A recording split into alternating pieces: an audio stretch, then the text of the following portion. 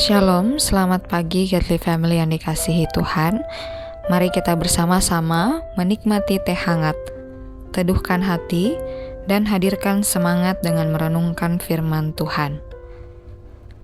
Teh hangat hari ini terambil dari Matius 5 ayat 3, demikian firman Tuhan.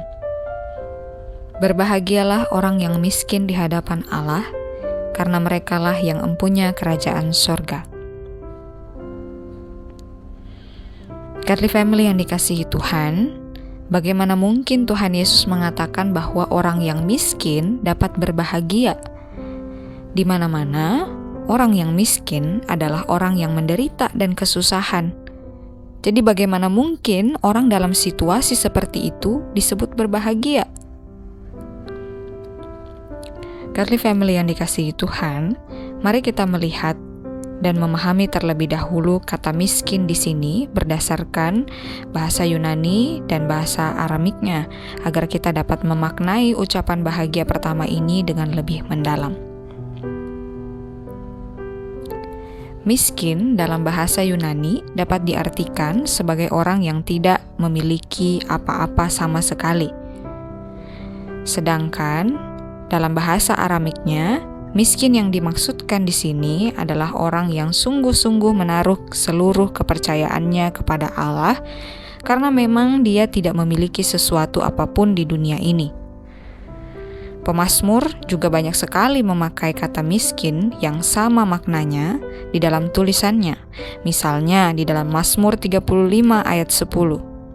Segala tulangku berkata, "Ya Tuhan, siapakah yang seperti Engkau, yang melepaskan orang yang sengsara dari tangan orang yang lebih kuat daripadanya, orang sengsara dan miskin dari tangan orang yang merampasi dia?"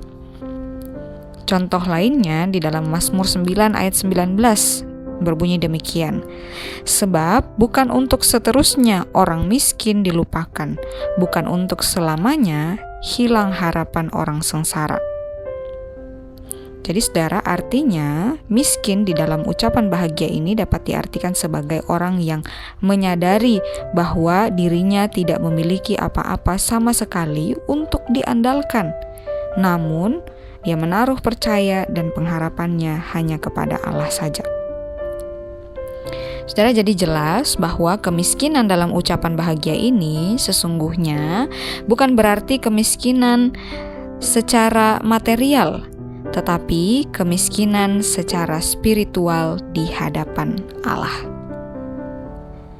Godly Family yang dikasihi Tuhan, William Barclay menjelaskan bahwa jika seseorang menyadari keberadaan dirinya yang tidak berdaya dan menaruh percayanya hanya kepada Allah, orang tersebut akan mengalami dua hal. Pertama, ia akan menjadi orang yang benar-benar terlepas dari berbagai hal di dunia karena dia tahu bahwa berbagai hal itu tidak akan membawa kebahagiaan atau rasa aman kepada mereka. Kedua, orang tersebut akan melekat kepada Allah karena dia tahu bahwa hanya Allah yang bisa memberikan pertolongan, pengharapan, serta kekuatan kepadanya.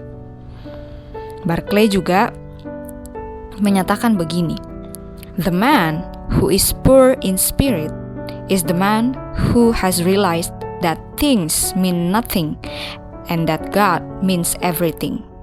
Jika saya artikan, Barclay mengatakan bahwa orang yang miskin secara spiritual adalah orang yang menyadari bahwa harta benda itu tidak ada artinya dan bahwa Allah adalah segala-galanya. Saudara, orang-orang yang miskin spiritual di hadapan Allah ini adalah orang-orang yang sesungguhnya sedang mengalami kerajaan Allah. Sebab sesungguhnya mereka yang menyadari kemelaratan mereka di hadapan Allah akan sungguh-sungguh percaya dan bergantung dan taat hanya kepada Allah. Saudara, maukah saudara mengakui kemiskinan spiritual saudara di hadapan Allah? Mari kita berdoa. Ya Tuhan, kami bersyukur untuk firman-Mu yang hari ini mengingatkan kami ya Tuhan, bahwa kami ini sesungguhnya adalah orang-orang yang melarat secara spiritual di hadapan Allah. Kiranya kasih karunia Tuhan menolong kami untuk menyadari hal ini ya Tuhan. Dalam nama Tuhan Yesus kami berdoa. Amin. Selamat menjalankan aktivitas sepanjang hari ini. Tuhan Yesus memberkati.